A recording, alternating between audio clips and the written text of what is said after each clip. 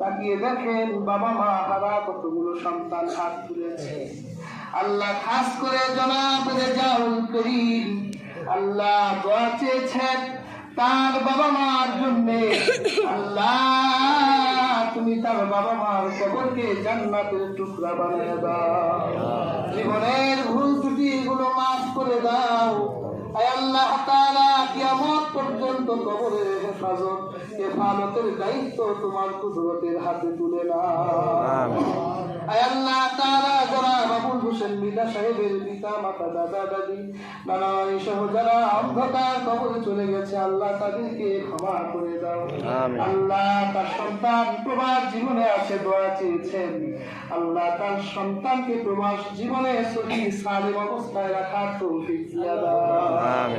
আয় আল্লাহ তাআলা এখানে অনেকেই হাত তুলেছে, অনেকের সন্তানেরা দেশের বাইরে আছে, আল্লাহ প্রত্যেককে সুস্থ রাখো।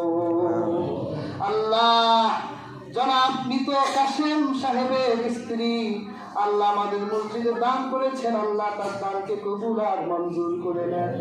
আল্লাহ আমাদের প্রত্যেককে আপনি ক্ষমা করে দেন।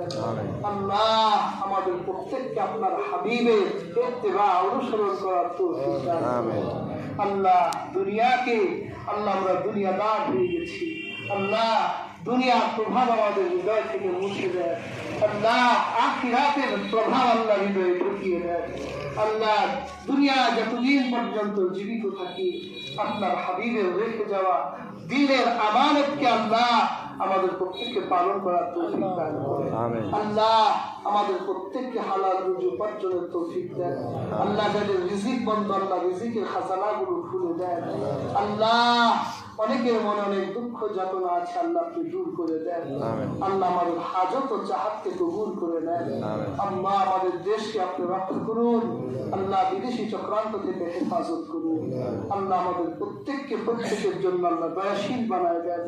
اللهم ربنا إنا نسألك الجنة ونعوذ بك من النار اللهم أجرنا من النار حسبنا الله ونعم الوكيل نعم المولى ونعم النصير رب ارحمهما كما ربياني صغيرا سبحان ربك رب العزة عما يصفون وسلام على المرسلين والحمد لله رب العالمين.